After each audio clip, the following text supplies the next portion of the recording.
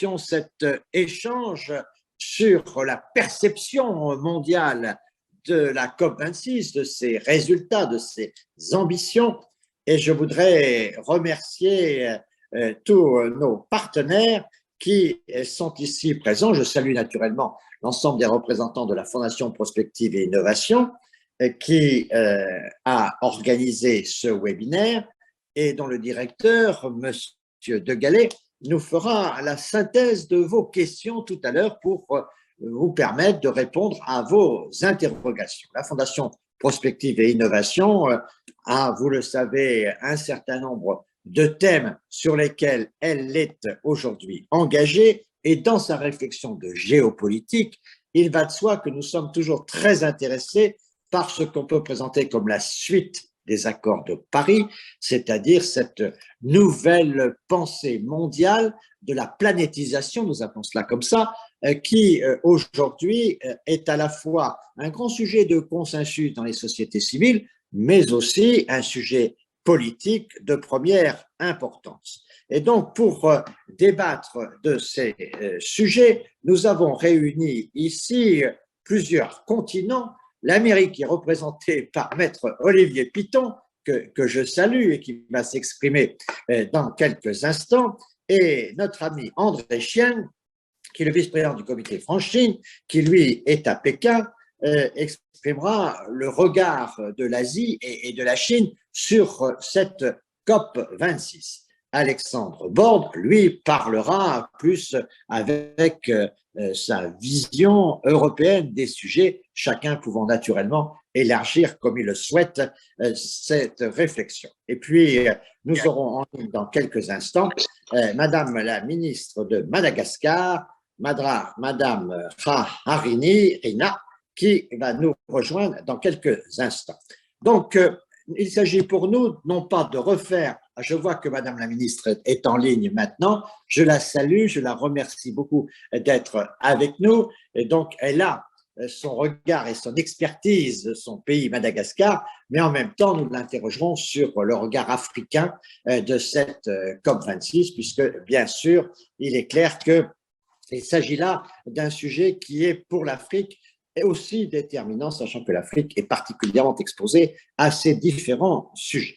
Donc, pour nous tous, il s'agit aujourd'hui d'avoir une réflexion, non pas de refaire la COP26 à Glasgow, mais d'essayer de voir quelles en sont les conséquences et comment peut-on interpréter ce qui va se passer maintenant en fonction des réactions mondiales et notamment des réactions des différents participants et de cette COP26 et avec notamment cette tension internationale que nous connaissons entre la Chine et les États-Unis. On sait que la Chine, en la personne de M. Xi Jinping, n'était pas présente à la COP26.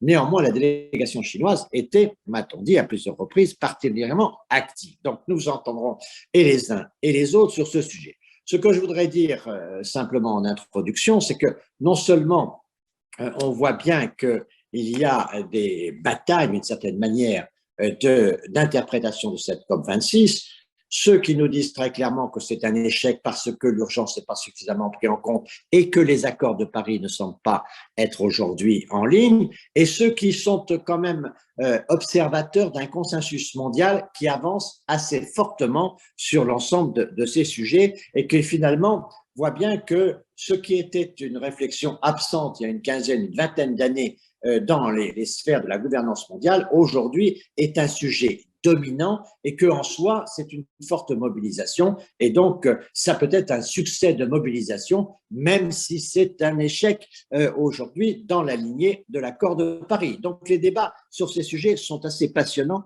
et très significatifs des relations internationales.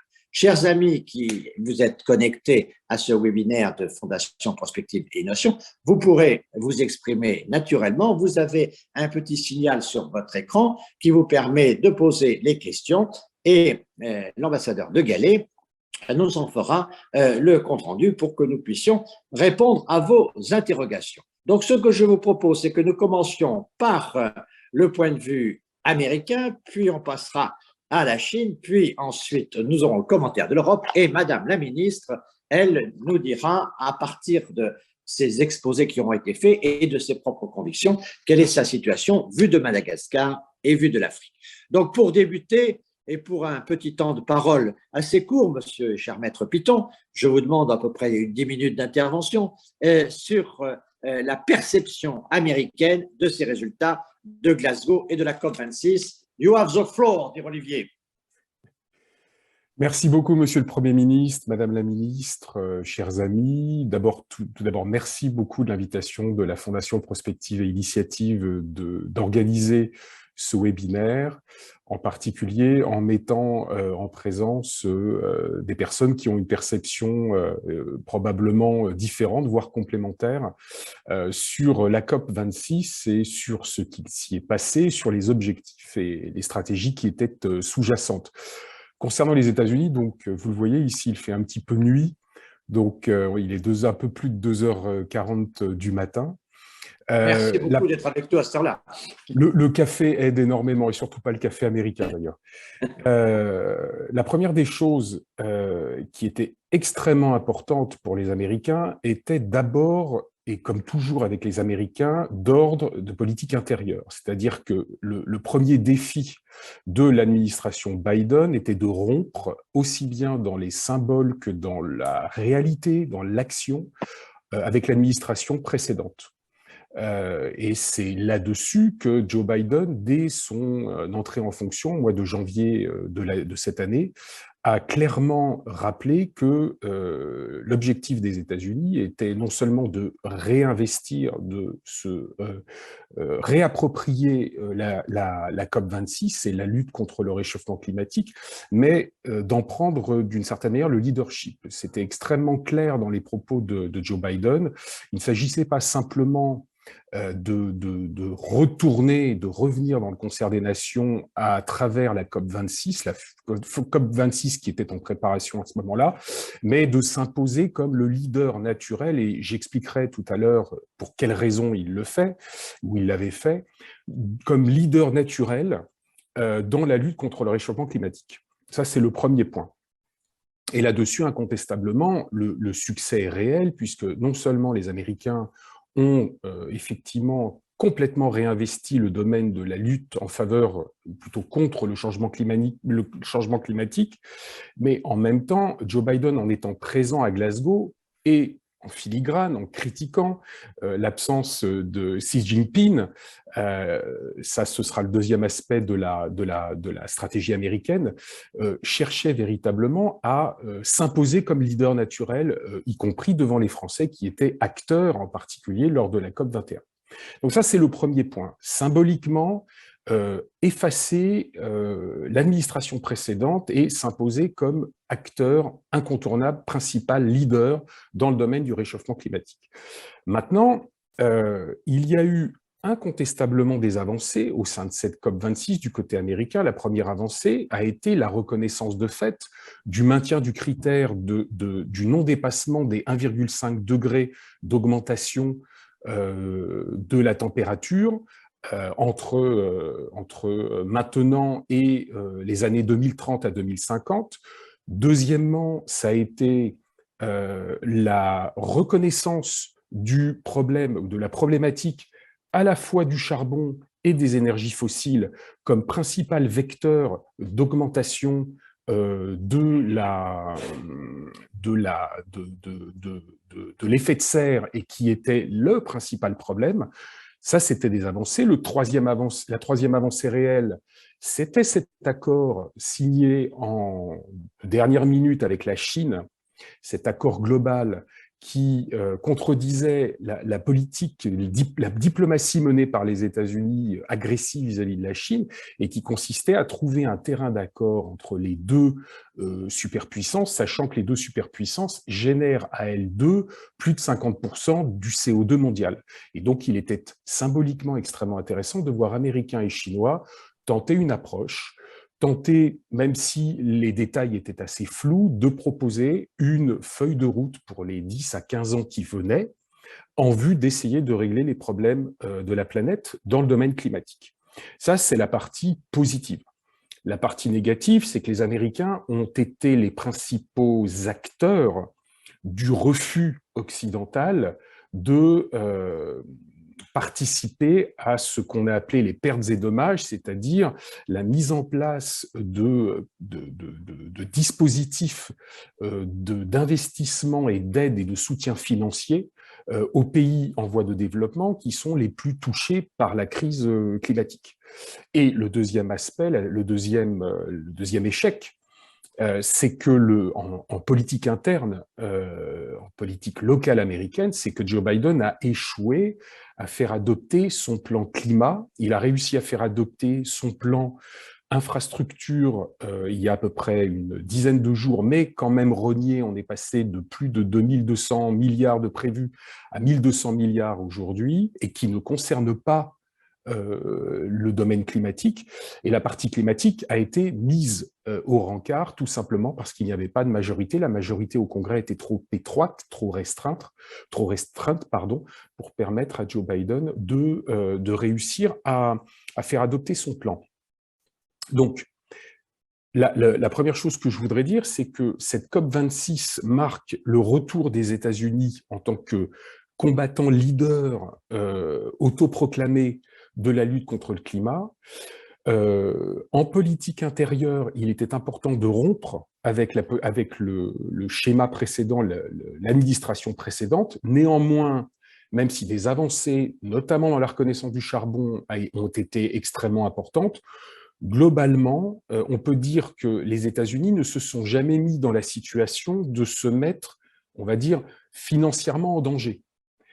La symbolique est très forte, et c'est très bien, mais en même temps, elle a préservé ses acquis, et il y a quelque chose d'assez amusant d'ailleurs, c'est que alors que Joe Biden avait donné des signes durant sa campagne de sortie des énergies fossiles et d'investissement massif dans les énergies renouvelables, eh bien, la stabilité du prix du charbon et la hausse du prix du gaz oblige aujourd'hui Joe Biden à reconnecter avec les grands pétroliers et à trouver les moyens d'un arrangement, d'un accord avec les grands pétroliers américains, tout simplement parce que le prix de l'essence explose dans le pays, parce que l'inflation se situe entre 5 et 6%, aux alentours de 5,4%, ce qui pour les Américains est considérable, et que la proximité de la prochaine échéance électorale, qui sont les élections de mi-mandat et qui vont arriver très vite, oblige les Américains, vous savez, c'est toujours un petit peu le curseur chez les Américains,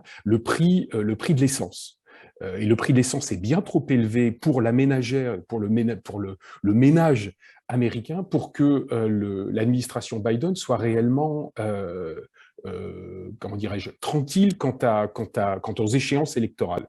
Et puis, dernier point, parce qu'il me semble important de le rappeler, tout le monde a peut-être, enfin, un certain nombre d'entre vous ont peut-être vu le fameux film de Michael Moore sur, vous savez, Flint, cette petite municipalité du Michigan dont un certain nombre d'habitants avaient été empoisonnés par le plomb présent dans les nappes phréatiques. Michael Moore en avait fait un très bon film pour montrer le poids des lobbies aux États-Unis et la difficulté à lutter contre la pollution, qui est aussi un des aspects de la lutte pour le climat.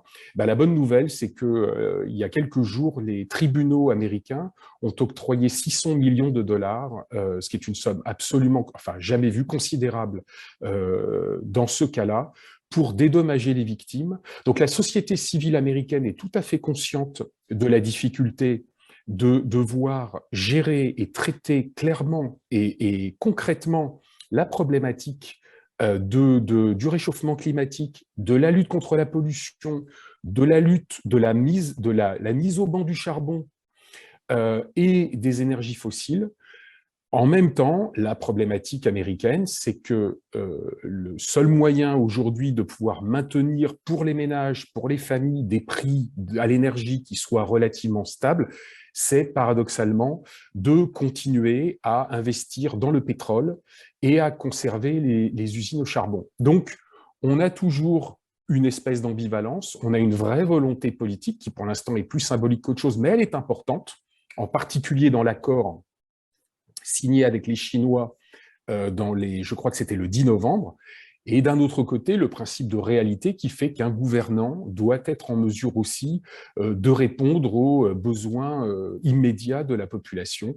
Et donc, En tout cas, la bonne nouvelle du côté américain, c'est que la prise en compte, la sensibilité de l'État fédéral aux problématiques climatiques est absolument réelle.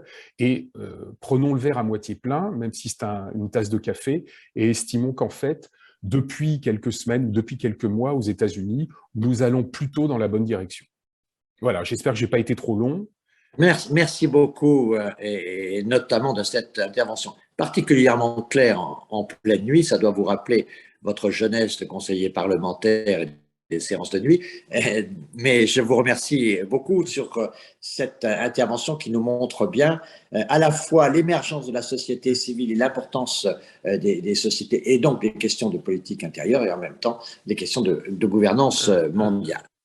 Les États-Unis, mais maintenant le regard asiatique et notamment chinois de notre ami André Chien, qui est un fidèle de la Fondation Prospective et Innovation et qui nous parle de Pékin. Pour lui, c'est le soir. Oui, alors pas tout à fait. Disons que c'est l'après-midi, monsieur le Premier ministre. Bon, très bien.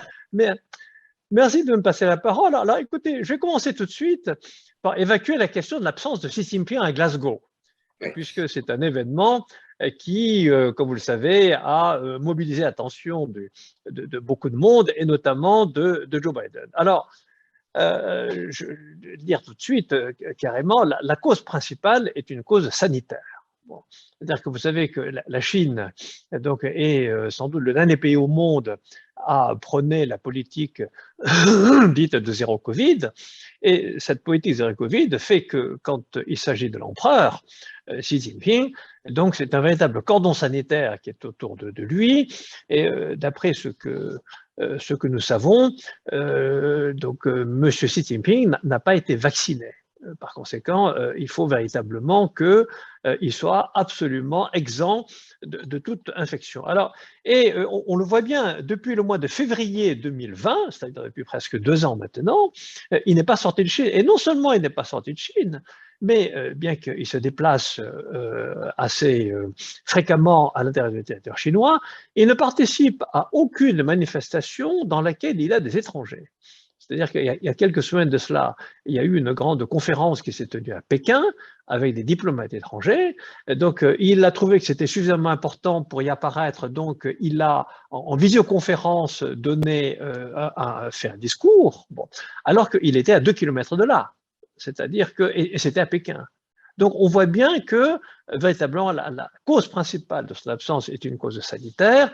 Et ça, c'est quelque chose que Joe Biden sait extrêmement bien, et on voit bien toute la rouerie du président américain qui a fait semblant de donner une signification politique à cette absence.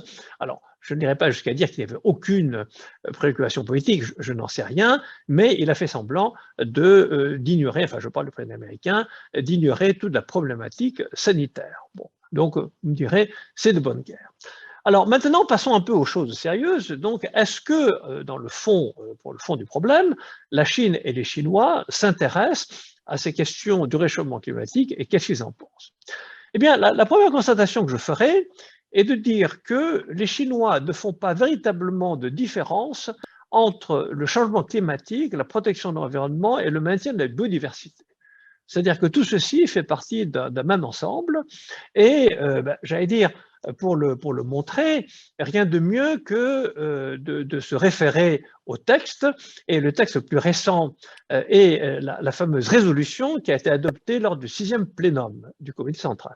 Vous savez que pendant cette COP 26 de Glasgow, s'est tenu entre le 8 et le 11 novembre, s'est tenu en Chine ce qu'on appelait le 6e plénum du comité central. Il y a un plénum par année et c'est le 6e plénum du 19e congrès. Bon. Et ce plénum, en fait, a adopté un document très important qu'on appelle la résolution. C'est un document d'à peu près une 50aine de pages. Bon. Et vous savez que ce document est particulièrement significatif parce que une résolution cette résolution n'a eu que 2 précédents. C'est-à-dire qu'en 100 ans d'existence du Parti communiste, il n'y a eu que 2 résolutions qui ont été prises précédemment, enfin sous ce nom-là. Une en 1945, donc avec Mao Tse-tung, et l'autre en 1981 avec Deng Xiaoping. Donc on voit bien dans quelle lignée s'inscrit Xi Jinping. Donc on en reparlera un autre jour. Bon, je ne vais pas insister sur cette résolution, mais simplement pour en souligner l'importance. Eh bien, cette résolution donne une liste de 13 tâches importantes que la Chine et le Parti communiste doivent accomplir. Et parmi ces 13 tâches, la 9e s'appelle la civilisation écologique. Et je vous lis la fin de ce chapitre. Donc, en grand acteur planétaire responsable, la Chine a pris l'engagement de faire tout son possible pour parvenir au pic d'émissions de carbone d'ici à 2030 et réaliser sa neutralité carbone d'ici 2060. Donc tout ça, nous le savons. Mais je voulais simplement indiquer que cet engagement que la Chine a rappelé se trouve dans le chapitre « La civilisation écologique » où l'on parle à la fois de la pollution de l'air, de l'eau, du sol, etc. Donc, le réchauffement climatique n'est pas traité différemment des autres problèmes environnementaux en Chine. Mais c'est quand même quelque chose d'extrêmement important parce que, en fait, contrairement à ce qu'on pense parfois, l'environnement, la protection de l'environnement revêt actuellement une place considérable en Chine. Et ça, je vais l'illustrer par 2 éléments qui me paraissent importants de rappeler. Le premier, et pour ça, il faut remonter à l'année dernière au 5e plénum. Et le 5e plénum avait donné une liste de ce que le parti appelait les 3 batailles principales que la Chine doit livrer. Ces 3 batailles sont la prévention et la résorption des risques majeurs, l'élimination ciblée de la pauvreté et la lutte contre la pollution environnementale. C'est-à-dire que l'année dernière déjà, le 5e plénum avait donné ces 3 priorités parmi les tâches que le parti devait accomplir dans les années à venir. Et alors, ce 6e plénum dont je vous disais qu'il a adopté cette résolution, qui est extrêmement importante, eh bien, cette résolution, il faut voir que les résolutions précédentes se sont toutes passées à un moment charnière de l'histoire de Chine. Je vous rappelle, en 1945, donc cette résolution a été très importante parce qu'elle a entériné la stratégie de Mao, c'est-à-dire que c'était les victoires complètes de Mao contre les tenants, contre les partisans de l'Union soviétique de l'époque. Et Mao a réussi à faire prévaloir sa stratégie d'encerclement des villes par les campagnes, ce qui était la grande innovation stratégique et politique de Mao. Donc ça, c'était 1945, cette résolution qu'il a entérinée. Et puis en 1981, inutile de vous rappeler, Deng Xiaoping, en fait, fait passer, en réalité, un virage considérable à la politique chinoise, puisqu'on sortait de la révolution culturelle et Deng Xiaoping a décidé donc de ce qu'on appelle désormais la politique de réforme et d'ouverture, donc qui est un tournant, qui est un virage absolument considérable, puisque un virage carrément à 180 degrés par rapport à la préoccupation antérieure. Alors, que se passe-t-il en 2021 pour que cela justifie une nouvelle résolution? Eh bien, vous savez que pour le Parti communiste chinois, une des principales analyses que le parti fait est de voir un peu quelle est la contradiction principale qui se pose à un instant donné. Et là, cette résolution de 2021 le dit, la contradiction principale actuellement en Chine se situe entre les besoins croissants de la population et le développement déséquilibré et insuffisant. Donc, je répète, les besoins croissants de la population d'un côté et le développement déséquilibré et insuffisant. Et ces déséquilibres, où se trouvent-ils? Eh bien, ils se trouvent dans 2 domaines. Ils se trouvent dans la société d'un côté et dans l'environnement de l'autre. Autrement dit, vous voyez combien cette lutte contre la pollution est importante, parce que cette résolution, en définitive, est la justification que l'année prochaine, sans aucun doute, Xi Jinping sera reconduit à la tête du parti et de l'État chinois, et que la justification de cette reconduite, c'est qu'il faut lutter contre les déséquilibres, il faut disposer d'une personnalité très forte pour cela, et parmi ces déséquilibres, l'un des déséquilibres les plus importants est le déséquilibre qui se situe entre l'homme et l'environnement. Donc, cela montre combien, sur le plan politique, la lutte pour la préservation de l'environnement est une tâche essentielle, puisqu'elle est un des justificatifs de la reconduite de Xi au pouvoir. Alors, illustration un peu de cela, c'est qu'on voit que les Chinois ont en fait pris des mesures tout à fait énergiques contre le changement climatique. Et pour les Chinois, c'est l'illustration. Alors, je reprends ce qu'a dit Olivier Piton tout à l'heure, que j'ai trouvé extrêmement intéressant, c'est que pour les Chinois, les Américains passent leur temps à dire des tas de choses, comme le président Biden, mais il fait beaucoup moins. Donc, il dit qu'il va lutter contre le changement climatique, mais quand il s'agit de faire passer des mesures au Congrès, il n'y arrive pas. Donc, tout est dans les discours, il y a beaucoup moins de choses se trouvent dans les faits. Je suis très amusé de constater que de ce point de vue-là, finalement, la critique du Parti communiste chinois rejoint celle de mademoiselle Greta Thunberg. Donc, sur, en fait, les Américains sont très forts pour faire du blablabla. Et que font les Chinois? Eh bien là, il y a un livre qui vient de sortir, qui a été écrit par Nathalie Bastianelli, qui s'appelle « Quand la Chine s'éveille verte ». Donc, et c'est un livre très intéressant parce que c'est la première fois depuis très longtemps que je vois un livre écrit par une Française qui a vécu en Chine pendant très longtemps. Nathalie Bastianelli a été la patronne de Havas pendant plusieurs années à Pékin et à Shanghai. Bon, et elle montre bien les deux faces de la Chine. C'est-à-dire que la Chine est bien sûr incontestablement le premier pollueur de la planète, mais c'est aussi le pays qui investit le plus dans les énergies bas carbone. Et ce que j'ai appris en voyant ce livre, c'est que non seulement la Chine investit le plus dans les énergies bas carbone, mais Nathalie Bastianelli distingue 4 domaines, 4 compartiments de cette lutte contre le carbone. Donc, ce sont les énergies solaires, éoliennes, nucléaires et hydrauliques. Et elle m'a appris, ce que j'ignorais, que la Chine, en fait, est leader dans chacun de ces compartiments.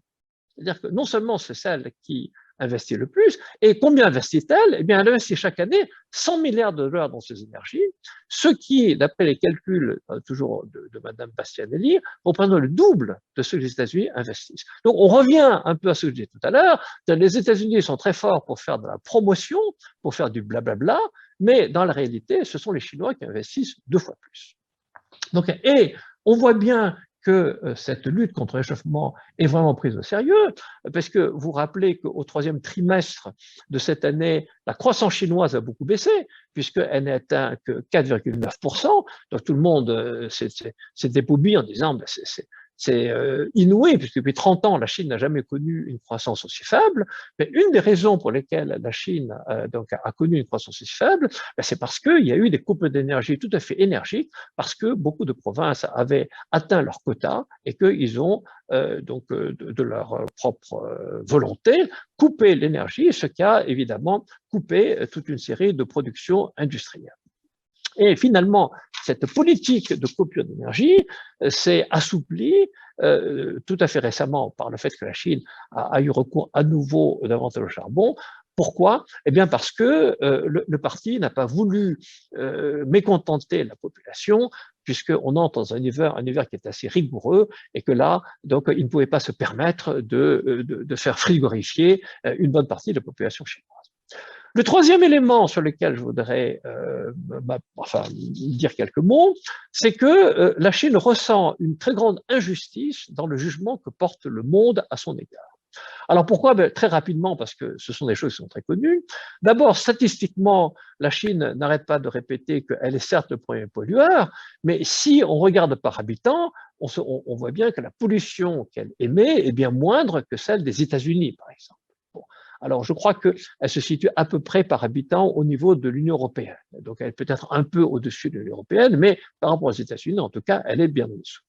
Ensuite, c'est une injustice historique, parce que la Chine et les pays développés ne sont pas au même stade de développement, et elle estime qu'il est tout à fait injuste de comparer 2 pays qui sont justement à des stades différents, avec notamment le fait que le secteur secondaire chinois est bien plus important relativement que le secteur secondaire que l'on trouve dans les pays européens ou aux États-Unis ou au Japon.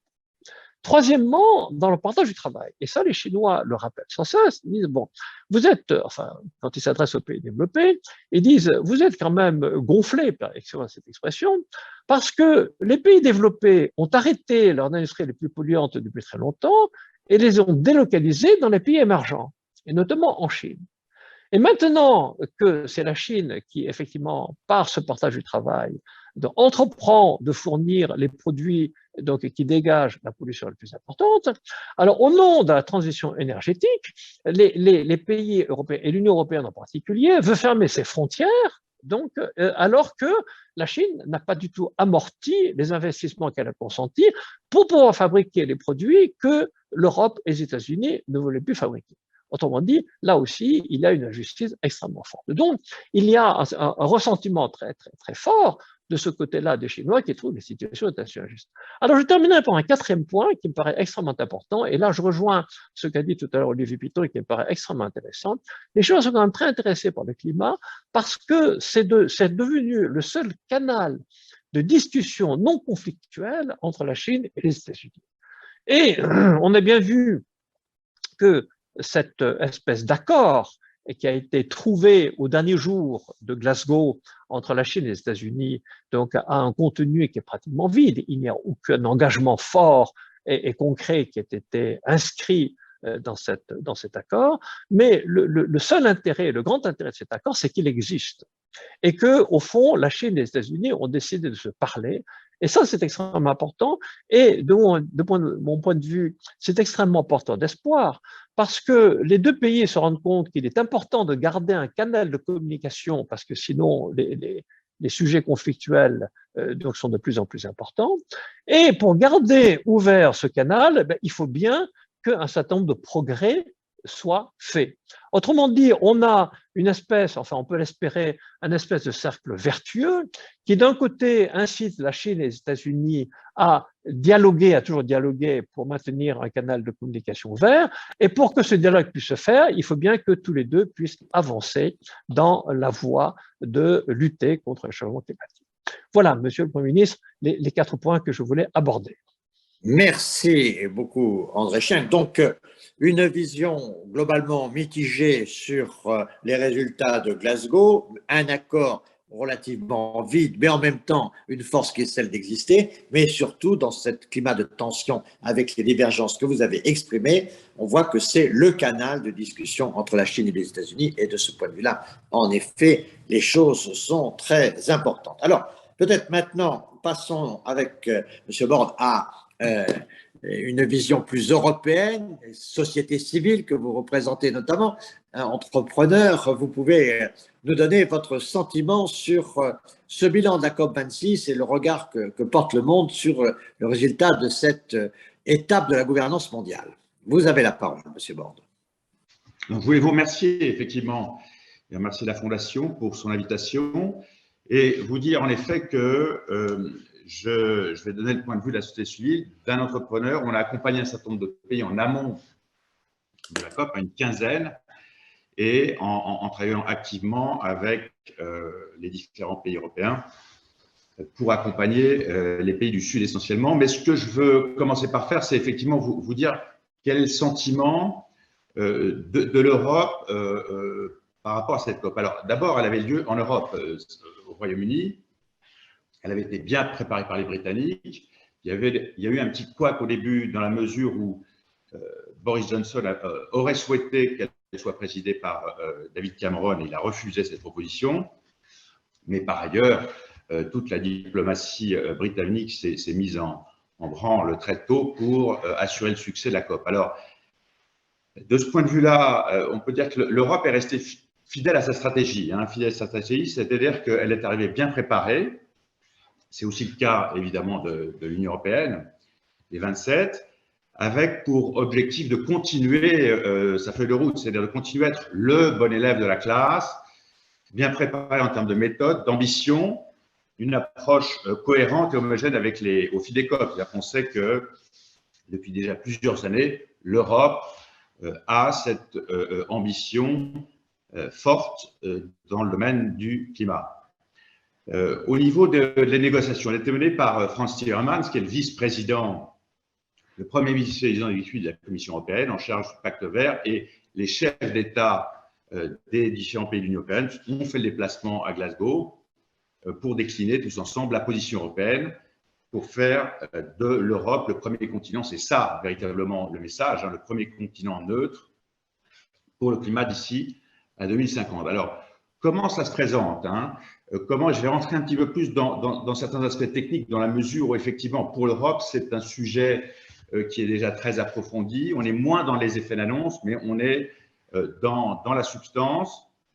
On a eu d'abord, effectivement, on a décliné, la délégation européenne a décliné ce qu'on appelle le plan FF55. FF55, c'est Fit for 55, ou ajustement à l'objectif moins 55%.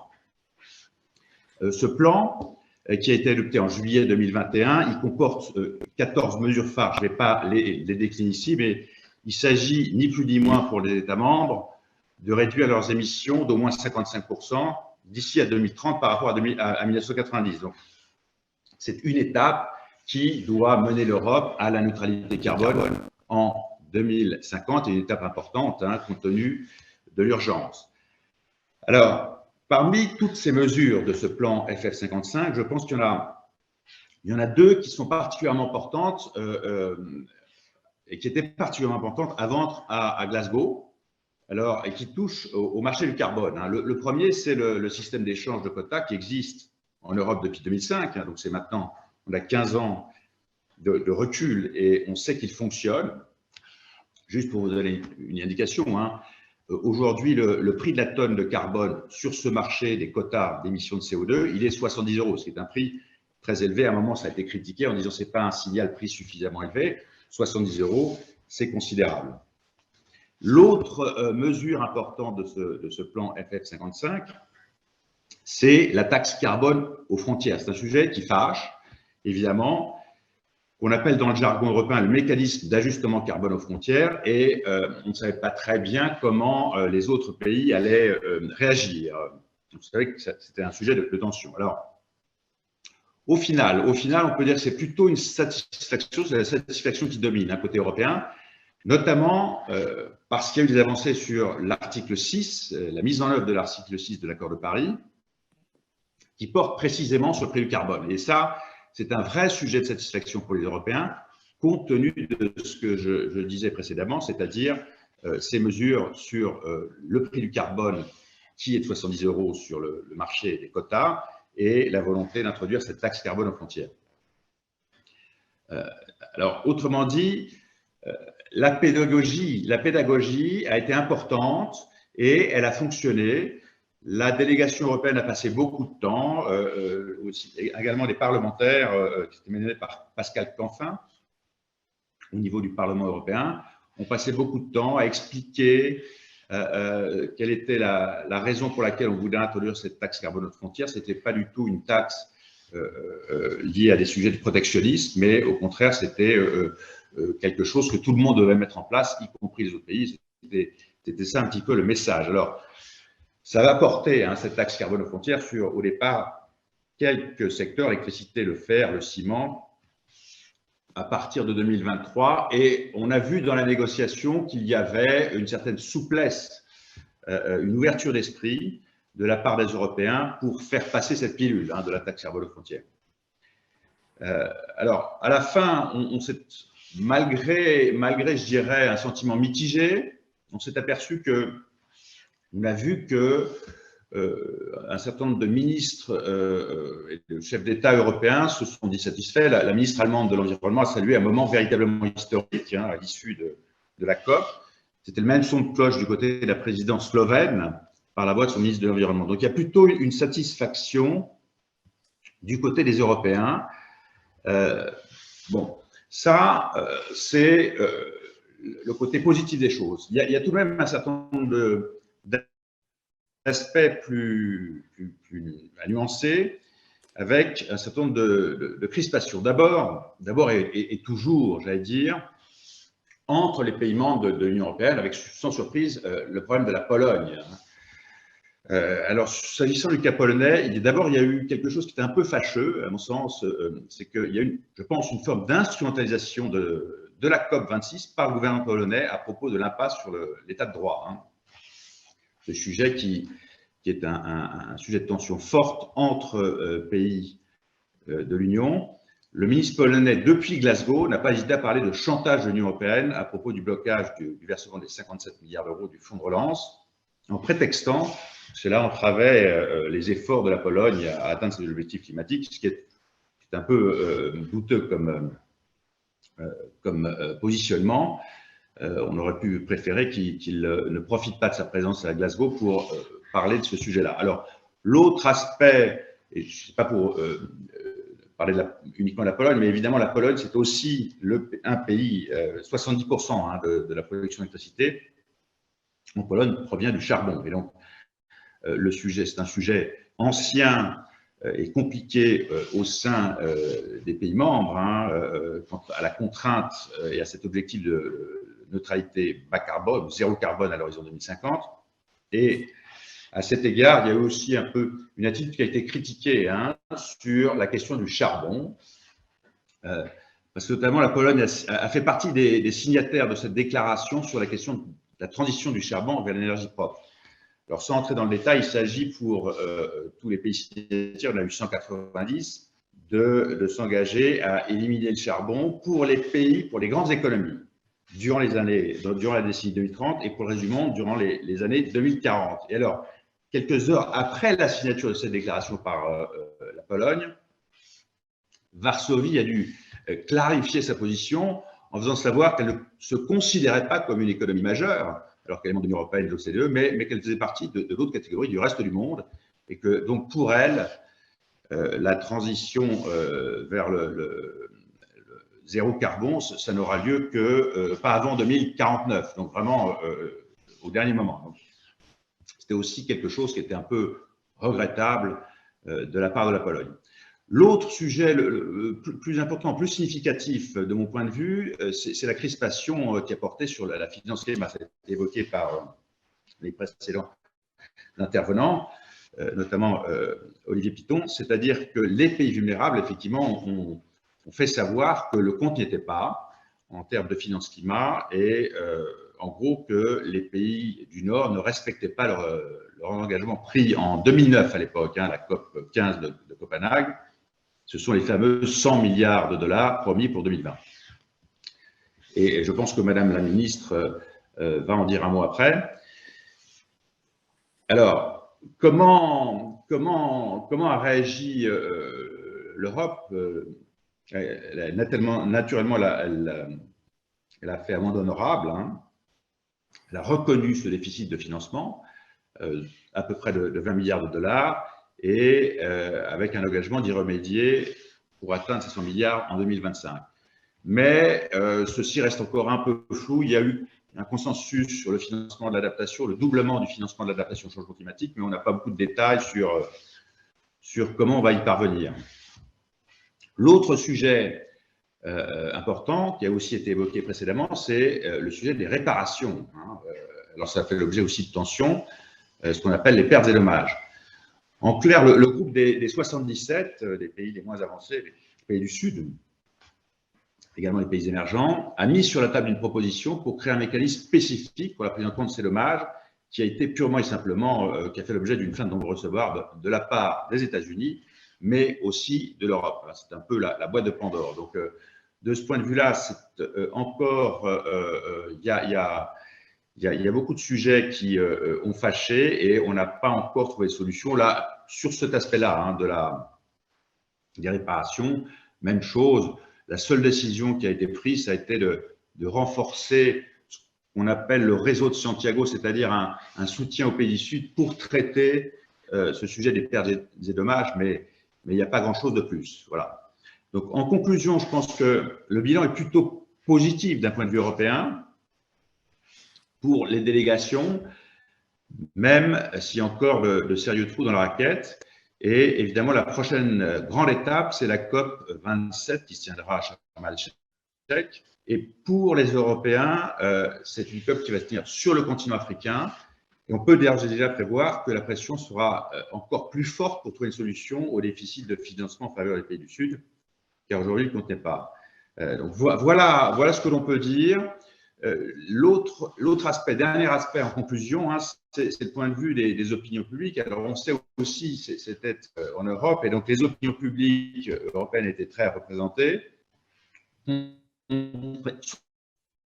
très actives. Et de ce point de vue-là, avec notamment la jeunesse qui se fait de plus en plus, Et ça va, alors ça va jamais suffisamment loin pour l'opinion publique, pour cette jeunesse, mais néanmoins, on peut dire que une fois de plus, les Européens ont montré qu'ils étaient les plus ambitieux, les plus en pointe, à part cette question des financements en faveur des pays du Sud. Merci beaucoup, Monsieur Alexandre Bordes, de cette présentation qui se veut positive et d'une certaine manière relativement optimiste, même si on sent bien que dans les mouvements ONG, il y a une sorte de pessimisme, mais néanmoins, ce que vous relevez tous quand même, c'est l'intérêt des sociétés civiles et de cette mobilisation internationale qui est quand même un sujet de consensus dans le monde qui est particulièrement intéressant.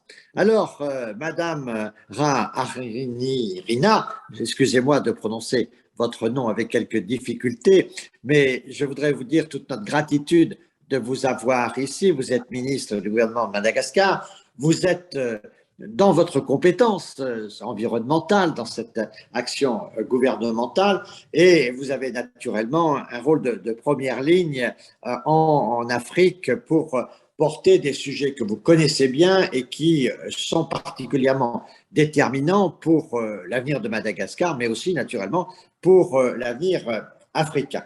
Donc, quelle est votre appréciation des choses? Et plus généralement, vous avez entendu le commentaire de 3 continents d'une certaine manière et qui est assez révélateur à la fois d'une certaine volonté commune, mais en même temps d'une forme un peu d'égoïsme où chacun défend assez fortement les positions qui sont les siennes et les actions qui les engagent. Alors comment, Madame la ministre, vous réagissez à ces différentes prises de position et avec toute notre gratitude pour être présente dans ce débat, ce qui nous honore tous. Vous avez la parole. Merci beaucoup. Merci infiniment, Monsieur le Premier ministre, et vraiment ravi et honoré d'être là. Merci pour l'invitation de la Fondation Prospective et Innovation. Tout d'abord, je voulais peut-être remettre un peu dans le contexte la question de la COP26, où il était absolument question de limiter les 1,5 degrés C, et ça, je ne l'ai pas entendu dans les précédentes interventions. Limiter les 1,5 degré, et je crois que l'une des personnes qui ont marqué cette COP de la part des pays du Sud était le Premier ministre de la Barbade, qui a prononcé un discours émouvant et qui rappelait aussi à ces grands pays, les plus grands émetteurs, que ne pas réussir à limiter ces 1,5 degrés C, c'était une sentence de mort pour plusieurs pays, y compris des pays comme la Barbade, les Maldives, mais même Madagascar, plusieurs États qui sont à la fois insulaires, pays en développement et pays africains, comme le cas de Madagascar, qui appartient à 3 groupes d'appartenance dans le cadre des négociations internationales sur le climat. Donc ça, je voulais remettre dans le contexte qu'il s'agissait des 1,5 degré en première ligne. Deuxièmement, la question de la finance climat ou financement climatique, et notamment la question de l'adaptation. L'Afrique a attendu justement, et je remercie Monsieur Bordes pour ce rappel, ce n'est pas seulement par rapport à l'accord de Paris, c'était une promesse depuis Copenhague. Et donc, l'Afrique attendait un pas là-dessus, sur cette question de l'adaptation. On a dit aux pays africains et on a dit aux pays, le groupe des pays en développement, le groupe, le G77, les petits États insulaires, qu'il fallait qu'on ait notre plan national d'adaptation. Beaucoup de ces pays ont bouclé leur plan national d'adaptation au changement climatique, y compris Madagascar, qui est le 6e pays à l'avoir finalisé. Et on attendait, ces pays-là attendaient, OK, maintenant que nous avons nos politiques d'adaptation et nos plans d'action avec des analyses sectorielles, avec les stratégies, avec carrément une estimation des besoins, et ça n'a pas du tout avancé. C'était même, je dirais, on était au bord du clash sur ces questions-là. Et je voulais aussi peut-être souligner le fait que les négociations ont été très difficiles pour notamment le groupe africain. J'ai eu la chance de participer aux négociations à 2 reprises aux côtés du ministre de l'Environnement du Gabon, Monsieur Lee White, qui est lead du groupe africain. Ça a été très difficile parce que on était plutôt sur la question de l'atténuation. On imposait à l'Afrique sa politique d'atténuation, son engagement par rapport à l'atténuation du changement climatique, à sa transition énergétique. Mais pourtant, on sait tous que l'Afrique est responsable de 3% des émissions de gaz à effet de serre mondiales et que malgré tout ça, beaucoup des pays du continent ont révisé leur CDN, leur contribution déterminée nationale pour dire que nous sommes aussi dans le leadership. Et moi, je voulais vraiment rendre hommage à l'Afrique pour ça, ce leadership que malgré cette non-avancée sur la question de l'adaptation, l'Afrique a vraiment joué le jeu. L'Afrique a joué le jeu pour ne pas qu'il y ait un clash à la COP26 et pour qu'on sorte de là tous dignement et la tête haute. C'est l'Afrique qui a décidé de faire un pas malgré ce blocage de la part des plus grands émetteurs et la non-avancée sur ces questions d'adaptation. On ne voulait pas d'une autre N+1, on ne voulait pas d'une année de plus puisque ces pays-là sont victimes. Et je rappelle que beaucoup de ces pays en question vivent les questions de désertification intense, vivent les problèmes de température très élevées qui se prolongent et les projections ne sont pas bonnes du tout. Pareil, il y a des pays qui vivent maintenant sous l'eau. Vous avez vu cette déclaration d'un responsable étatique il a fait sa déclaration dans l'eau pour marquer les esprits et pour dire attention, le temps est contre nous et arrêtons les tergiversations, arrêtons cet égoïsme. Nous sommes là dans le cadre d'un multilatéralisme sur lequel il faut absolument des décisions collective et cette intelligence collective et non pas des déclarations parcellaires de quelques États qui sont certainement leaders, qui veulent avancer, mais l'Afrique attendait cette intelligence collective de tous les pays et que ces situations qu'ils ont vécues très difficilement par des pays qui luttent déjà aussi par rapport à la perte de la biodiversité, par rapport à la question de la lutte contre la pauvreté, se retrouvent face à des situations climatiques très, très difficiles, voire des cas dramatiques. Je rappelle aussi, pour le cas de Madagascar en particulier, que juste une semaine avant le démarrage de la COP26, les Nations Unies ont reconnu le caractère climatique de la famine à Madagascar. C'est un pays très petit et pays les plus vulnérables au changement climatique, 4e pays les plus vulnérables au changement climatique et qui a donc bouclé son plan national d'adaptation qui gère maintenant des migrations climatiques ou des exodes climatiques au sein de son territoire avec 1,3 million de personnes qui sont victimes directes de cette situation dans le sud. Et comme je le disais tout à l'heure, les prévisions et les projections ne sont pas bonnes du tout, avec un problème d'eau, de disponibilité d'eau, une pluviométrie comme jamais on a eu ça dans l'histoire de Madagascar. Et nous savons que ces situations sont similaires dans quelques pays d'Afrique. Et donc, nous avons le sentiment que finalement, d'ailleurs, c'est le terme de plusieurs pays d'Afrique en sortant des négociations. Finalement, l'Afrique ne compte pas. C'était une déclaration qui a été faite par plusieurs pays. Il y a néanmoins, je voulais néanmoins donner quelques notes positives sur lesquelles l'Afrique a aussi apprécié, notamment le livre des règles de l'accord de Paris, puisqu'il y a eu, donc ça a été complété avec l'adoption des décisions sur l'article 6 et M. Borde l'a un peu souligné tout à l'heure. Il y a également le calendrier commun et la transparence. Grosse déception également sur la question des pertes et dommages. L'idée des pertes et dommages, c'était pour séparer justement les questions d'adaptation avec ces questions de préjudice et de dommages qui sont vécus par la plupart de ces pays. La question n'était pas forcément liée à la question du financement ou financière, mais cette reconnaissance de la responsabilité partagée mais différenciée, la reconnaissance qu'il y a des pays qui subissent, et cela depuis plusieurs années, et que les choses ne vont pas aller dans le bon sens, notamment si cette question des 1,5 degrés C n'est pas maintenue. Par ailleurs, par rapport aux positions qui ont été défendues par mes prédécesseurs, ceux qui ont intervenu avant moi, effectivement, l'Afrique a regardé avec attention cet accord entre la Chine et les États-Unis qui, rappelons-le, les deux plus gros pollueurs. Un accord qui était signé peut-être in extremis, comme d'ailleurs ce pacte de Glasgow, et vous le savez, hein, il a fallu un jour de plus et on était encore une fois au bord du clash jusqu'à ce que les pays africains acceptent de céder et de jouer le jeu. Je voulais surtout dire que l'Afrique a trouvé que c'était positif, ça montrait la voie, mais que ce n'était pas à la hauteur des défis et ce n'était pas à la hauteur des urgences que nous avons. Je voulais également souligner le fait que l'Afrique a par contre apprécié la venue de Barack Obama, l'ancien président américain, à la COP26, puisque c'était une COP26 morose, c'était une COP26 déprimante pour beaucoup de pays du Sud et même de cette jeunesse mondiale qui était peut-être la plus proche de la position africaine sur ces questions climatiques.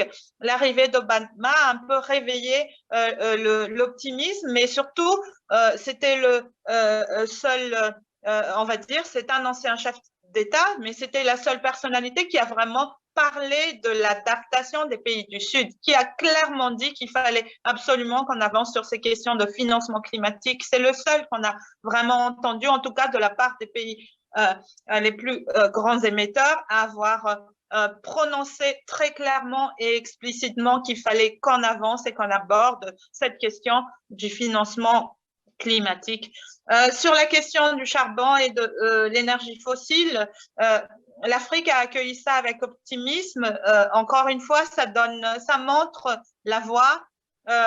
Cette déclaration de 12 pays a été aussi très, très bien accueillie. Mais encore une fois, nous aurions aimé que ça soit dans le cadre d'un multilatérisme avec un engagement collectif et non pas quelques petits groupes de pays qui avancent sur ces questions-là, puisque notre attente était encore une fois qu'on sorte de ces petits groupes de leadership, mais qu'on aille vraiment sur cette portée internationale et multilatéraliste, puisque c'est l'esprit qui anime tout le monde en venant à ces conférences des partis. Et malgré l'imperfection du multilatéralisme, c'est la seule opportunité pour des pays comme l'Afrique de s'exprimer et de pouvoir dire aux yeux du monde ce qui se passe aussi dans nos pays. Je voulais également parler encore plus de cette question du financement climatique, hein, de cette promesse de 100 milliards par an qui devait alimenter le Fonds vert climat. Ce Fonds vert climat qui devrait à terme permettre justement aux pays comme Madagascar, tous ces pays en Afrique, d'enclencher leur adaptation. Il y a des villes qui commencent à être sous le niveau de la mer. Il y a des villes qui ne sont plus vivables aujourd'hui à cause de la désertification, à cause de des territoires qui ne sont plus en sécurité. Et pour pouvoir réaliser ces travaux de grandes infrastructures très coûteuses, nous avons vraiment besoin de ces questions de financement climatique.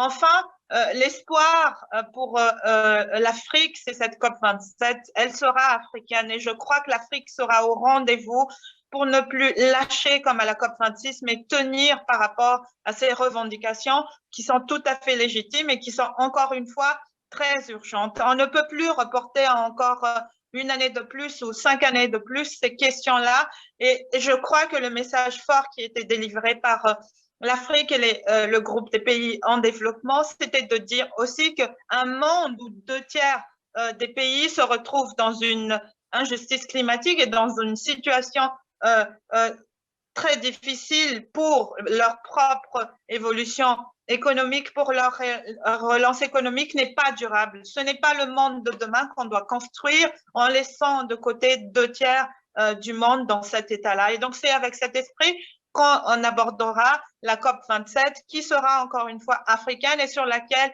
les pays du Sud sont d'une même voie et dire nous devons pousser les différents pays responsables, les premiers responsables à aller beaucoup plus loin que sur les promesses et les engagements volontaires. Nous espérons vraiment que la COP27 sera beaucoup plus contraignant et pas seulement avec des déclarations et des engagements individuels ou par petits groupes, mais vraiment à travers un grand pas de la part des pays qui sont partis donc à la Convention des Nations Unies sur le changement climatique.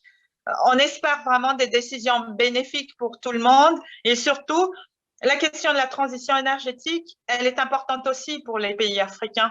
Madagascar, par exemple, a un potentiel de 80% d'énergie renouvelable, une mixité à 20%, 80%.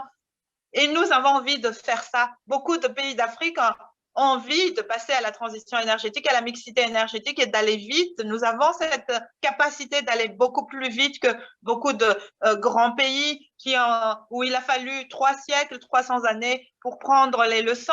Nous sommes capables de faire une évolution très importante grâce à la mobilité de ces économies encore émergentes, économies encore des petites économies. Mais pour cela, la question cruciale est toujours cette question du financement. La question du transfert de technologie, nous l'avons aussi dit dans les négociations côté africain, ça a été promis, transfert de technologie, transfert de compétences, pas seulement la question du financement en termes de budget, mais aussi ces questions de renforcement de capacité, d'empowerment des pays comme les nôtres qui sont prêts, qui avons envie de passer le pas de la transition énergétique, mais qui avons besoin des financements et des accompagnements.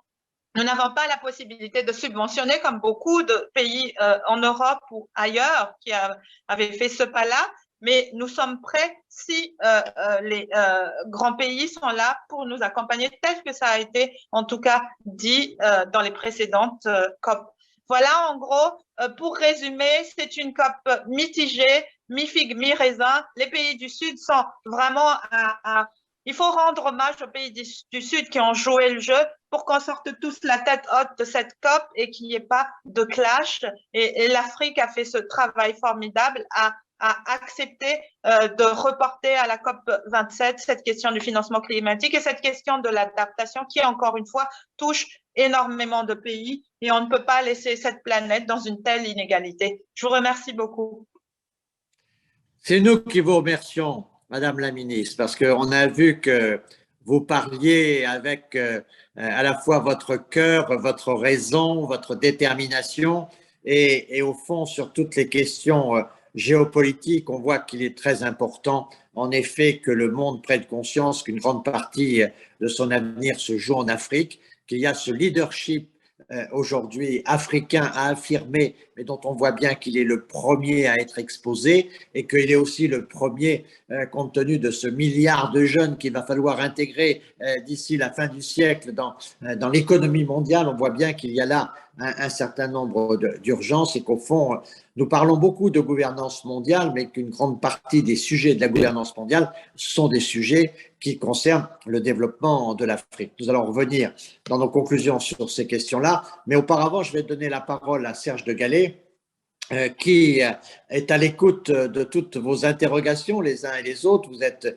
très curieux et vous avez des questions à poser. Et Serge de Gallet est votre médiateur. Merci, bonjour à tout le monde. 3 séries de questions. La première série, on indique que la COP26 avait un bilan mitigé, pas complètement négatif, mais apparaît un certain sentiment d'impuissance. On voit bien que les COP se suivent, peuvent ne pas se ressembler, mais que finalement, le climat continue à se dégrader. Et donc, une question se pose, c'est de savoir si, en dehors de la formule de la COP26, de ces parties prenantes, on peut imaginer d'autres mécanismes, d'autres modes de mobilisation de la communauté internationale pour prendre et respecter les engagements, des engagements internes, mais aussi des engagements vis-à-vis des pays en développement et notamment de l'Afrique. Deuxième question, c'est sur les États-Unis. On a dit lors des échanges que la déclaration de dernière minute entre Américains et Chinois était plutôt de l'ordre de la déclamation que de l'annonce d'action. Quand on la lit, on voit qu'effectivement, ça reste très général et plus général encore sur les actions à mener vers les pays tiers, vers les pays en développement. Une question à Olivier Piton. Quel est l'état réel de l'opinion publique américaine sur ces questions? On voit bien que Joe Biden n'est pas Donald Trump, mais est-ce que l'Américain de base, dans sa majorité, a épousé les vues de Joe Biden ou continue, comme le faisait Trump, dans un certain déni ou en tout cas dans la protection un peu myope des intérêts à court terme.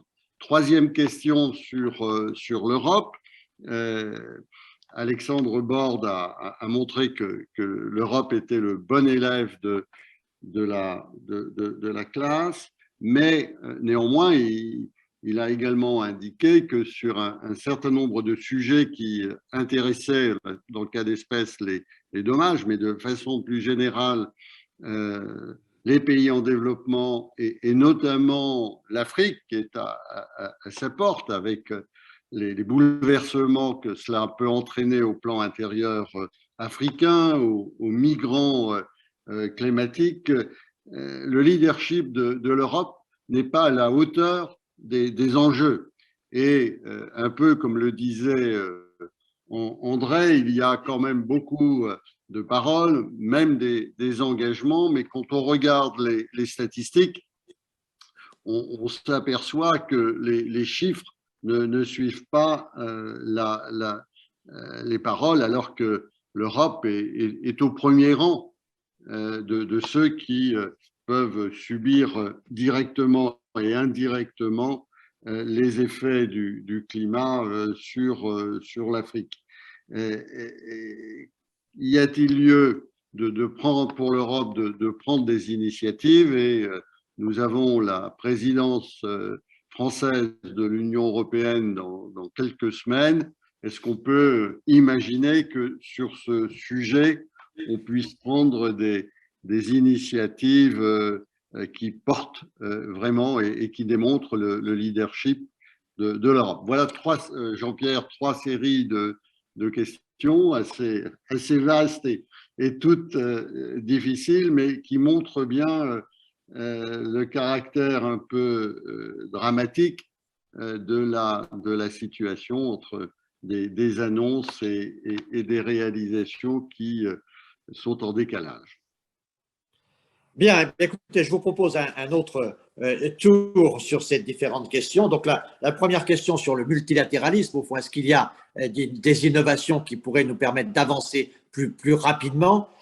Encore que les COP ont montré quand même que c'est la première fois que le multilatéralisme s'ouvre aux sociétés civiles. Et donc, il y a là quand même une force qui pousse et qui est assez intéressante. On va voir donc ces questions d'opinion publique, on voit les questions du leadership de l'Europe. Et puis, j'ajouterais pour André Chieng peut-être aussi une question. On a un peu le sentiment qu'il y a des risques de fermeture. Est-ce que la Chine va rester ouverte ou va-t-elle se fermer? Et dans ce sujet-là, est-ce qu'il y a des initiatives chinoises qui peuvent être prises? Je pense notamment, compte tenu de la présence de la Chine en Afrique, où on voit bien qu'il y a là des perspectives qui seraient très importantes pour mobiliser des moyens au service du développement de l'Afrique, naturellement peut-être aussi avec un partenariat avec l'Europe, enfin des initiatives qui peuvent être prises pour venir aider les pays du Sud dans cet effort de transition. Alors, Olivier Piton, notamment sur donc les sociétés civiles, comme Serge de Gallet le demandait à l'instant.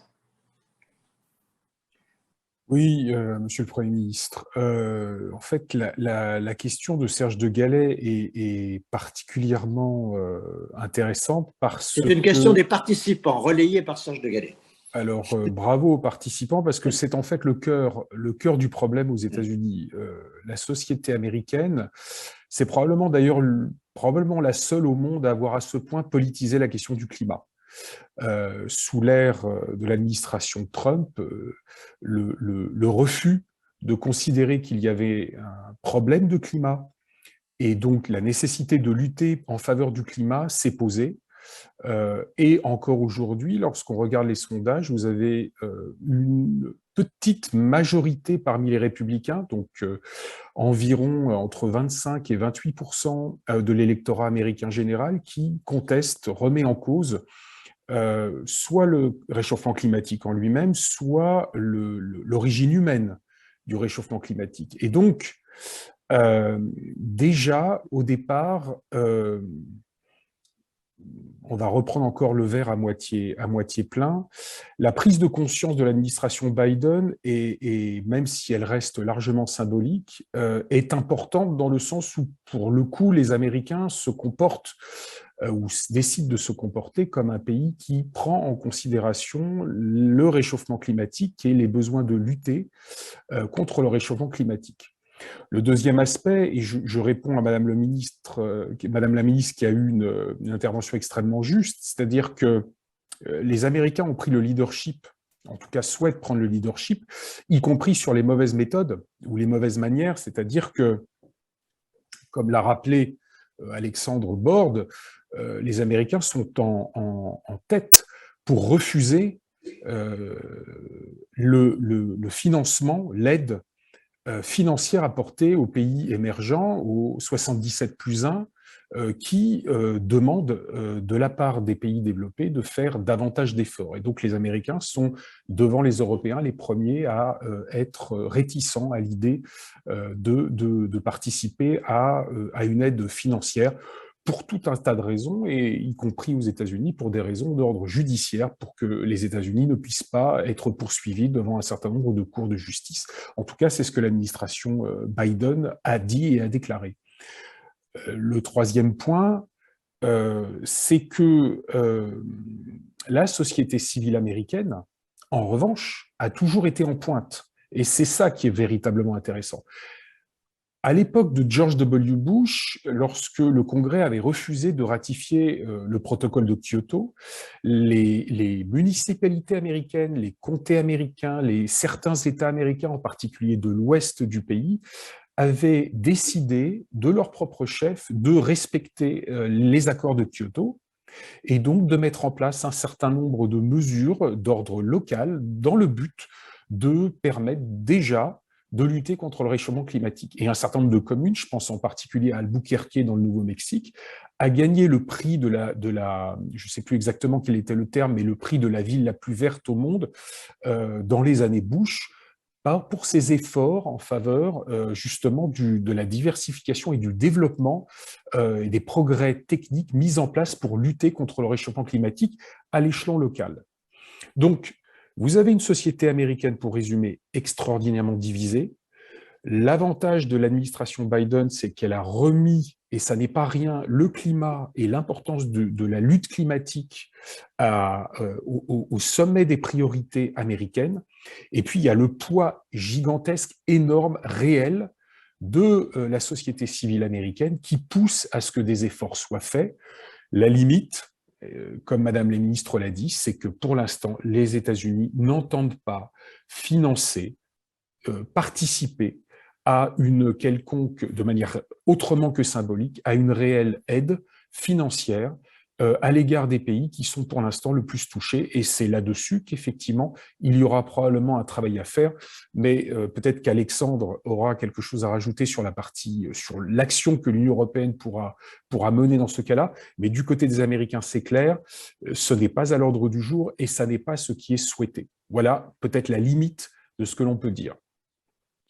Alors, Alexandre Borde, donc plutôt dans ce sens-là, maintenant l'Europe d'abord, en complément, pour rester dans le contexte occidental, de la mobilisation et au fond, de la présence des sociétés civiles dans ces discussions, il y a quand même pour une invention d'un multilatéralisme plus vivant, plus dynamique. il y a quand même des bonnes avancées dans cette direction, non?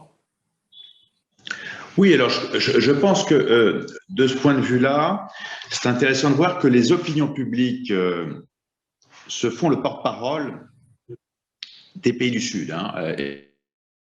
La jeunesse très présente, qui reprennent les thèmes d'injustice envers les pays du Sud. Et ça, c'est très, très marquant quand on regarde le mouvement des jeunes pour le climat, les vendredis du climat. Ils reprennent ces sujets-là. Donc ça, c'est un premier point.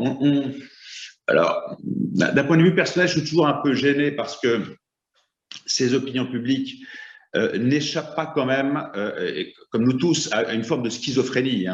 C'est-à-dire qu'à la fois, elles dénoncent ces injustices, elles incitent effectivement à réduire nos impacts carbone, mais on voit par exemple que la jeunesse qui est prête à dénoncer l'aviation et pour ne plus prendre l'avion ne peut pas se passer de son téléphone.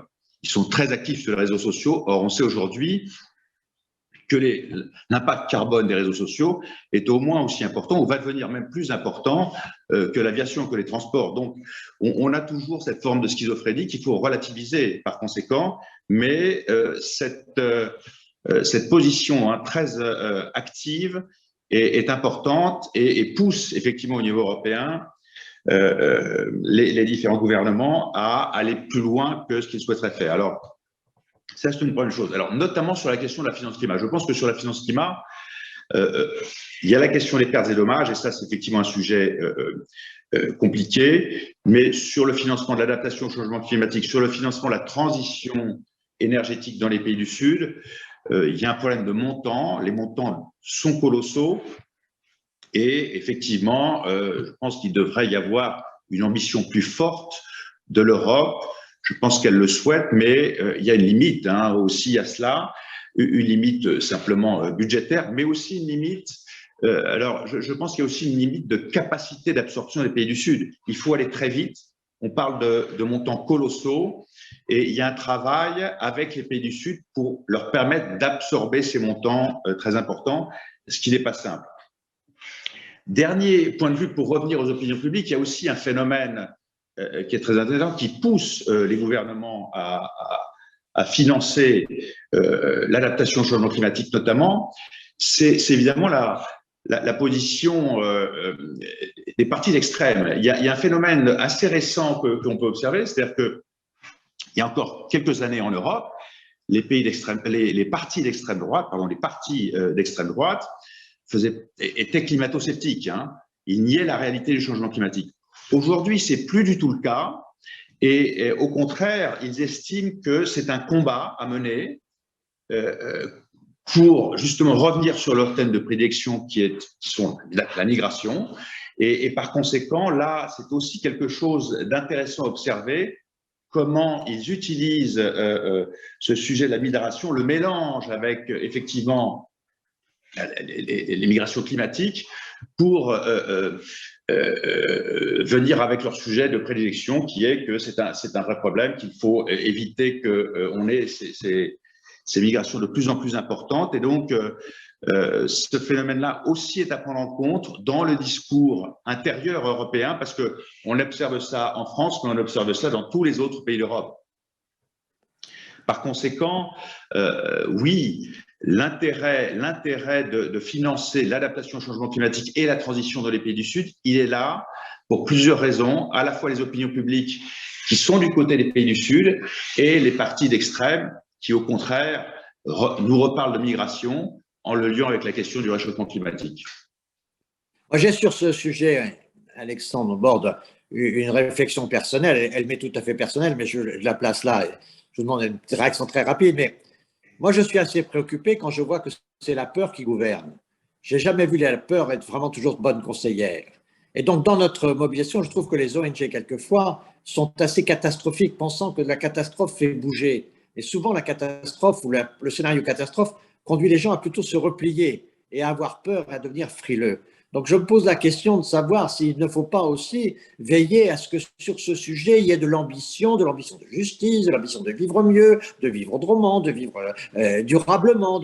Et s'il ne faut pas avoir l'idée que nous sommes en train d'inventer de nouveaux modèles et que ces nouveaux modèles seront plus attractifs, parce que cette logique de crainte, et on voit bien que c'est cette logique de crainte qui ont conduit les partis extrémistes à jouer sur les questions de migration et à faire peur d'une certaine manière et à se dire que finalement le climat est une menace qui est en fait la menace de l'immigration. Donc je pense qu'il faut qu'on trouve un discours sur ces sujets qui puisse être un discours qui fait grandir les gens plutôt que de les enfermer sur eux-mêmes. Et donc ça, c'est une question d'interprétation. Et quand je vois que les ONG sont en général assez pessimistes sur Glasgow, je voudrais bien qu'on soit, comme le disait le ministre tout à l'heure, très mitigé. Il y a des problèmes, mais il y a en même temps une volonté des peuples d'avancer. Il faut garder cette orientation. Un commentaire rapide, Alexandre, sur cette… Oui, alors, mais je pense que la COP26 a permis de… effectivement, hein, l'objectif, Madame la ministre l'a rappelé, c'est de limiter le réchauffement à 1,5 degré. Oui. La COP26 nous permet de rester sur cette trajectoire, mais c'est vraiment une ligne de crête. Et donc, je pense qu'il faut à la fois rester sur cette ligne de crête, mais être conscient des risques. Et par conséquent, on n'a pas perdu espoir, il faut continuer, mais le chemin est difficile. D'accord. André, on craint un peu dans la situation actuelle une certaine fermeture due notamment aux questions sanitaires dont vous avez parlé, une certaine fermeture un peu de la Chine, y compris avec son schéma de double circulation. Or, on a bien vu que la Chine, ces dernières années, ces dernières décennies, a progressé considérablement grâce à l'ouverture en grande partie. Et on voit bien qu'il y a quelques années encore, la Chine était assez leader pour proposer une réforme du multilatéralisme, pour prendre des initiatives internationales. Est-ce que ce grand chantier du climat, c'est une occasion qui permet à la Chine de rester un acteur extérieur très puissant, ou est-ce qu'au contraire, elle risque de se refermer un peu sur elle-même en attendant des jours meilleurs et en se concentrant sur sa compétition avec les États-Unis? Il y a peut-être là une crainte sur un repli chinois quant au multilatéralisme. Est-ce une vision pessimiste, lucide? Comment sentez-vous les choses?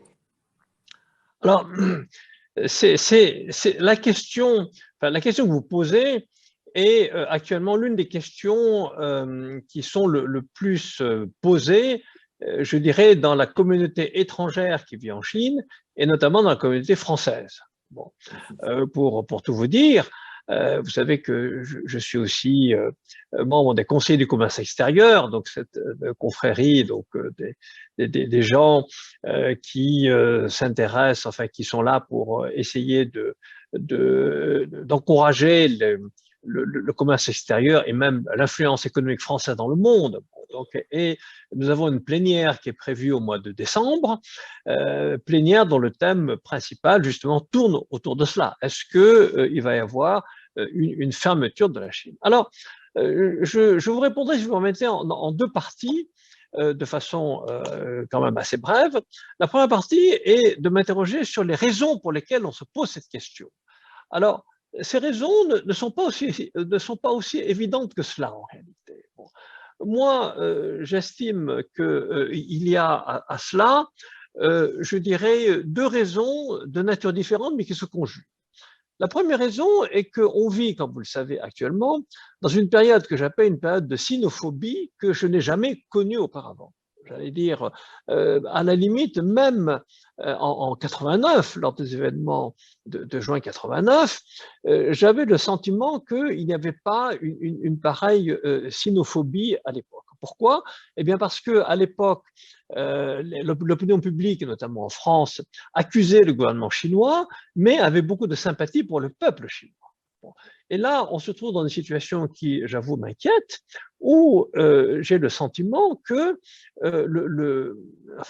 qu'une bonne partie du monde donc entame cette xénophobie, pas seulement au niveau des dirigeants, mais également au niveau de l'opinion publique. Alors, pour quelles raisons?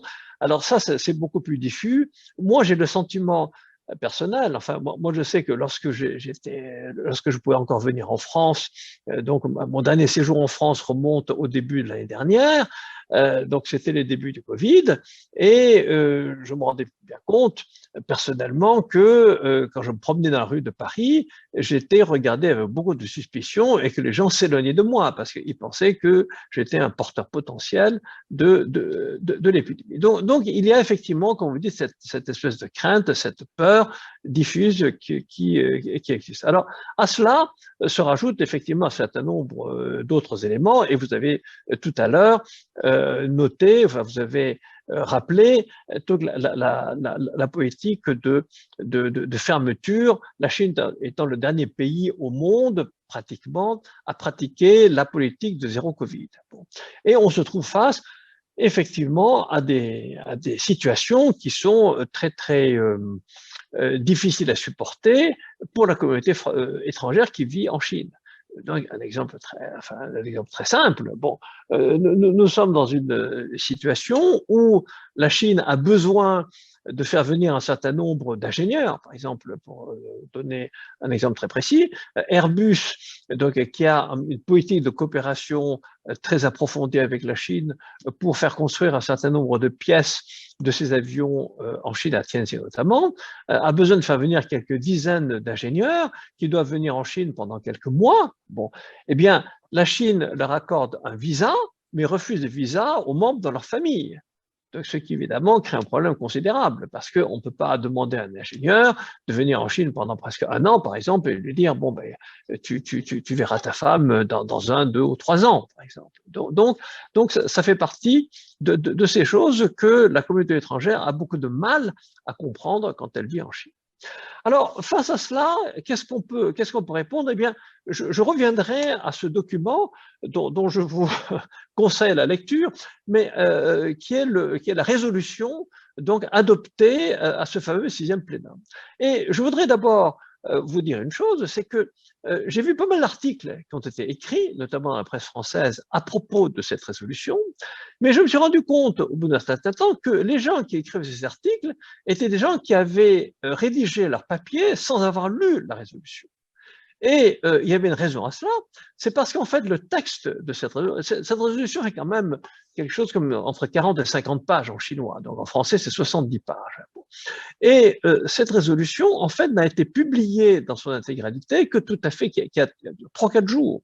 Donc au moment, alors que le plénum s'est terminé le 11 novembre. Autrement dit, les médias étrangers étaient passés à autre chose et ils avaient besoin de papier. Donc en fait, beaucoup de commentateurs ont écrit leur papier à partir de comptes rendus qu'ils ont lus. Il y a des comptes rendus de l'agence de presse Xinhua, mais encore une fois, le texte lui-même n'est sorti qu'il y a 2 ou 3 jours. Enfin, un peu moins d'une semaine, en tout cas. Bon, alors pourquoi est-ce que j'aimerais faire lu? Parce que moi, je l'ai lu, et là-dedans, il y a un certain nombre de phrases qui sont tout à fait caractérisées, tout à fait claires. Bon, et je vous cite de mémoire une de ces phrases où le Parti communiste, le Parti communiste chinois, dans cette résolution, une première partie est une relecture de l'histoire de la Chine, et notamment de l'histoire récente de la Chine. Eh bien, dans cette relecture, il est écrit en toutes lettres que l'expérience a montré que l'ouverture était le progrès de la Chine et la fermeture était sa régression. Donc, si vous voulez, ça c'est dit de façon très claire. Et cela dit dans son côté positif et négatif. C'est-à-dire que, donc là, il y a un discours extrêmement clair de la part des plus hautes instances du parti. Il n'est absolument pas question de fermer la Chine. Donc, pour terminer rapidement, je dirais que je pense qu'il y a une volonté tout à fait affichée et très claire des plus hautes instances du parti à laisser la Chine ouverte. Ceci dit, comme vous le savez, la Chine est un pays qui est aussi très décentralisé dans son administration. Et à ce moment-là, vous avez un certain nombre de mesures qui sont prises par des autorités locales chinoises qui, elles, sont extrêmement prudentes et qui, dans la pratique, aboutissent à des décisions qui sont des décisions de fermeture. Donc, il y a indiscutablement un certain antagonisme entre les deux, donc dont je pense qu'elle va se résoudre par le fait qu'il est clair que la Chine, en tout cas au niveau de Xi Jinping et au niveau des présidences de parti, il n'est absolument pas question de fermer la Chine. Mais il faut aussi voir que les initiatives que la Chine prend pour ouvrir ne sont pas très bien vues par le reste du monde. Je terminerai par deux exemples. La première que vous connaissez bien, c'est l'initiative Belt and Road. Donc, l'initiative Belt and Road pour les Chinois, c'est vraiment une action de la Chine pour s'ouvrir effectivement au reste du monde et pour entraîner tout le monde dans ce que la Chine appelle cette communauté de destin. Mais comme vous le savez, cette initiative Belt and Road a été interprétée par une bonne partie du reste du monde comme étant une tentative d'impérialisme chinois économique du reste du monde. Autre exemple, c'est le vaccin contre le Covid. Bon, la Chine, vous savez, est le pays au monde qui a le plus vendu tout vrai de vaccins dans le monde. Donc, c'est plus d'1 milliard de vaccins.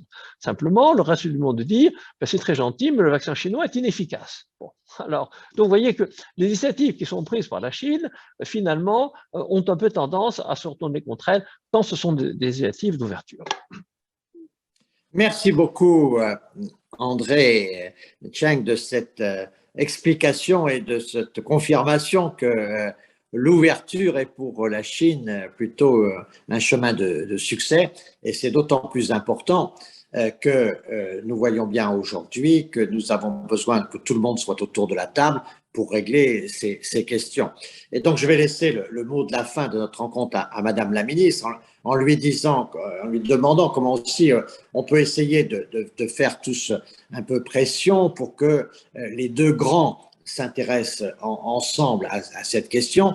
En tout cas, nous, Européens, on peut se dire aussi qu'on a à travailler avec la Chine sur la question africaine, puisqu'on voit bien que la Chine y connaît des difficultés, mais en même temps, il fait beaucoup d'investissements, que nous avons aussi un rôle à jouer, que nous avons aussi des intérêts communs avec les Africains pour le développement. Donc, on a, je pense, intérêt tous à travailler à la mobilisation des grandes puissances et notamment à ce que ce changement climatique ne soit pas un nouveau sujet de compétition extrême entre la Chine et les États-Unis, mais au contraire, ce canal de communication, voire de coopération dont parlait André Cheng tout à l'heure, qui peut être justement le côté positif du sujet, c'est que finalement un consensus mondial apparaît qui fait de la planète l'objet à protéger pour protéger l'humanité, et que finalement, ce qui est dans la culture européenne depuis assez longtemps, qui était de se dire cette mondialisation n'est pas suffisamment humanisée, finalement la planétisation des consciences, ça peut aussi déboucher sur une humanisation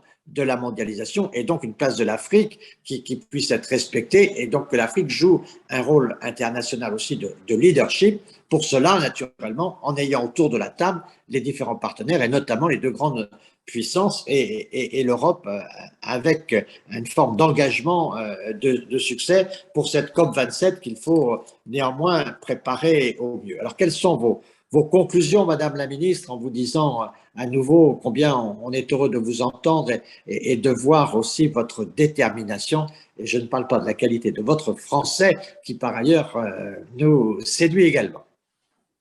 Merci beaucoup, Monsieur le Premier ministre. Alors, moi, je voulais peut-être, avant de vraiment conclure, ou en tout cas donner mes avis, je voulais dire que moi, je suis quelqu'un qui est profondément attaché au multilatéralisme. Et je crois que face à des problèmes globaux, tels que le changement climatique, mais aussi la question de la biodiversité, la question des océans, la question des pollutions, nous n'avons pas le choix.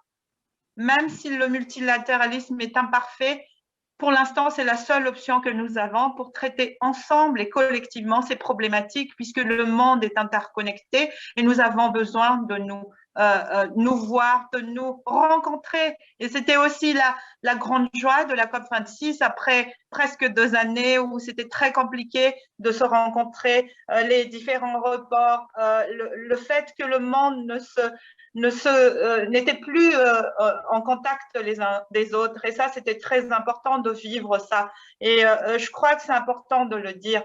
Par ailleurs, la formule qui a été adoptée à la COP26, il faut continuer cette formule, c'est-à-dire que vous avez la COP ensemble, la société civile est conviée.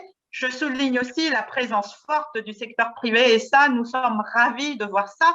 Beaucoup de pays africains ont pu faire des rencontres bilatérales avec le secteur privé. Nous avons besoin du secteur privé aussi dans la question climatique, il ne faut pas l'oublier.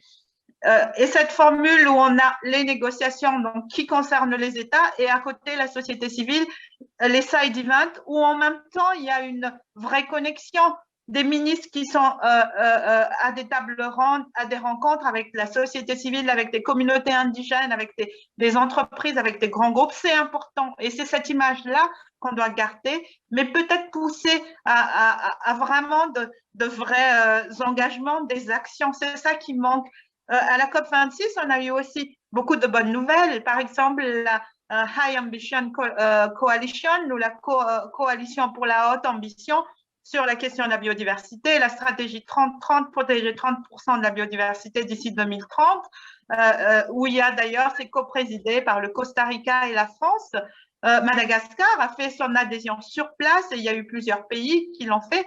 Ça, c'est une très bonne nouvelle. Par contre, là où on attend vraiment des grands pas et de vrais engagements, c'est qu'est-ce que ça peut apporter. Nous, par exemple, en tant que politique, moi, en revenant à Madagascar, la première question de l'opinion publique, c'est OK, mais ça va nous rapporter quoi d'intégrer la HAC? Ça va nous rapporter quoi d'intégrer le Leaders Pledge for Nature? Qu'est-ce que ça va changer chez nous dans notre combat de tous les jours des questions climatiques? Et c'est là où j'invite les grands pays et les leaders comme les États-Unis et la Chine à se dire très bien, c'est bien les déclarations, nous avons besoin d'entendre aussi ça, mais au-delà des déclarations, quelles sont les actions, quels sont les deadlines, quels sont le volume de financement à mettre sur le paquet quand on parle de solidarité climatique, d'accompagnement de l'adaptation et de la transition énergétique des pays comme les nôtres, de l'Afrique, des pays insulaires, qu'est-ce qu'on met dedans? L'autre question que je voulais, aussi, sur laquelle je voulais réagir un petit peu, c'était aussi par rapport à cette question de l'Union européenne comme bon élève. Nous avons eu le dialogue Union européenne-Madagascar vendredi dernier et j'ai eu le privilège de participer à ce dialogue où il a été vraiment question, par exemple, du Green Deal, le pacte vert. Et notre question à l'équipe de la délégation de l'Union européenne à Madagascar, c'est concrètement, vous allez investir plus sur l'environnement, le secteur environnement, le changement climatique, mais qu'est-ce que ça va apporter dans nos relations bilatérales? Et je crois que c'est important aussi ça, que par exemple l'engagement de la Chine soit matérialisé dans les rapports bilatéraux qu'ils ont avec les différents pays africains, pareil pour les États-Unis. Et les pays comme les nôtres doivent jouer de ça le multilatéralisme, mais aussi que ça se retrouve dans les relations bilatérales, que cet apport pour le secteur environnement, pour le changement climatique, pour la biodiversité, puisqu'il ne faut plus séparer ces deux enjeux, la biodiversité et le changement climatique, il faut que ça se matérialise dans l'aide au développement, dans les actions que ces grands pays font sur le continent africain, sur des pays comme Madagascar. Voilà, peut-être, et je dirais, vous avez entièrement raison, Monsieur le Premier ministre, et je suis vraiment de votre côté aussi en disant il faut arrêter l'alarmisme. Nous avons la science qui donne des informations, nous avons besoin de lanceurs d'alerte, mais nous n'avons pas besoin de maintenir le monde dans la peur. La peur n'a jamais permis de faire de choses innovantes. Il faut plutôt entretenir l'espoir. Et je voudrais terminer par ça. L'Afrique, lors de ses plaidoyers, a aussi dit que l'Afrique est un pays victime, mais l'Afrique est aussi le continent de la solution. Vous avez dû entendre maintenant que l'Amazonie n'est plus une forêt qui réduit les émissions de gaz à effet de serre du monde. Le continent africain prend le relais. Nous sommes aussi la solution. Il y a des pays comme Madagascar qui ont signé leur premier contrat de réduction des émissions de gaz à effet de serre avec le mécanisme REDD+, qui aimerait aussi intégrer les marchés volontaires. Nous sommes la solution, il ne faut pas oublier ça. Et nous accompagner là-dedans, c'est aussi aller sur ces contrats-là avec des pays comme Madagascar, comme le Gabon, comme la RDC, comme tous ces grands pays forestiers où il faut absolument se tenir main dans la main pour protéger les dernières forêts du monde qui, je le rappelle, sont nos premiers parapluies par rapport aux questions climatiques. Et pour terminer, je voudrais vraiment vous remercier, Monsieur le Premier ministre et la Fondation, pour cette initiative et surtout de nous avoir permis de dialoguer à 4 avec des enjeux qui sont très importants.